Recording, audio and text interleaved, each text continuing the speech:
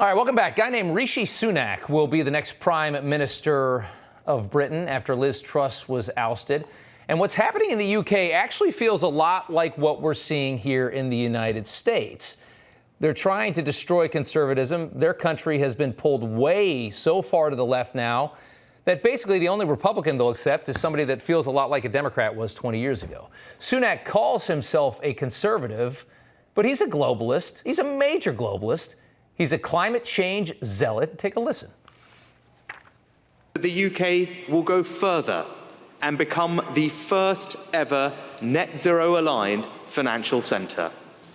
This means we are going to move towards making it mandatory for firms to publish a clear, deliverable plan setting out how they will decarbonise and transition to net zero with an independent task force to define what's required.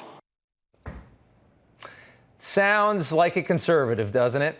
No, what it sounds, he sounds like John Kerry. In fact, his wife's got more money than God, just like John Kerry. So they're very similar in that. They're both climate change zealots, of course.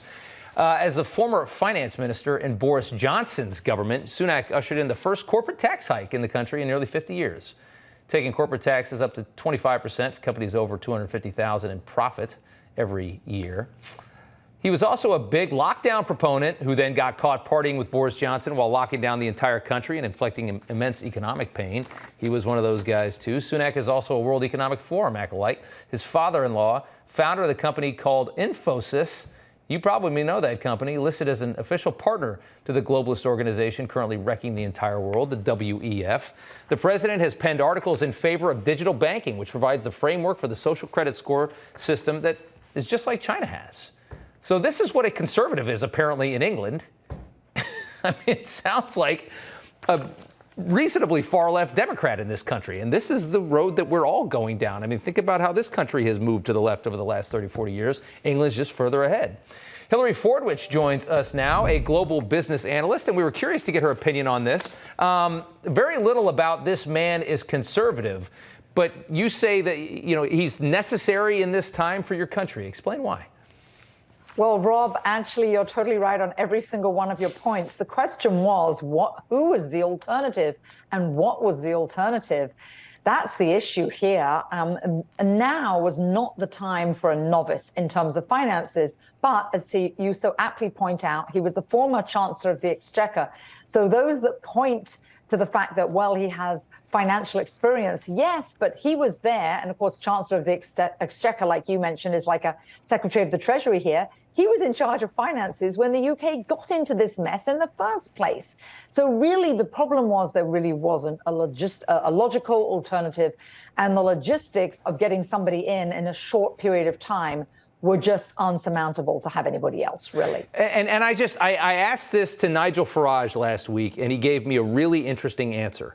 And I just wanted to get your perspective on what happened to Liz Truss, because she introduced this, what I thought was a very exciting, almost Reagan-esque, Margaret Thatcher-style tax plan that I was like, this is great. You know, the UK is waking up. They Brexited, and now they've got a good conservative in charge, and she lasted 10 minutes. What happened to that woman? Well, I don't know what Nigel said to you, but I will say, yes, the global banking community piled on Liz Truss, including the IMF, which really doesn't usually intervene in all countries. Why? Because they really were against that. And you mentioned in your introduction that Rishi Sunak is a big, not only globalist, but environmentalist. Yes, like Boris Johnson, who was actually part of the liberal elite as a former London mayor, who chaired COP26. What was COP26? It is the convention where all of the global elites fly on their private jets so they can tell people like you and me and our viewers what we should do and how we should live. Right. So why was it that she failed? Because she was willing, actually rather Thatcheresque, yes, to step out to initiate tax cuts. Tax cuts create growth. The more you tax something, the less you get of it. So when you lower taxes, yes, you get growth, and it would have been a country of investment. But the global banking community piled on. They certainly did. It really is a sad story. She got a lot of the blame for that. I don't know how much she deserves, but I do know that I think it was destined to fail. I don't think that they're going to allow anybody that conservative to run that government, no matter what the people want. And that's exactly what you saw when you see, and it's just like this country. You've got these major corporations in the Democrat Party. They are aligned. They align themselves to get Trump out of the White House.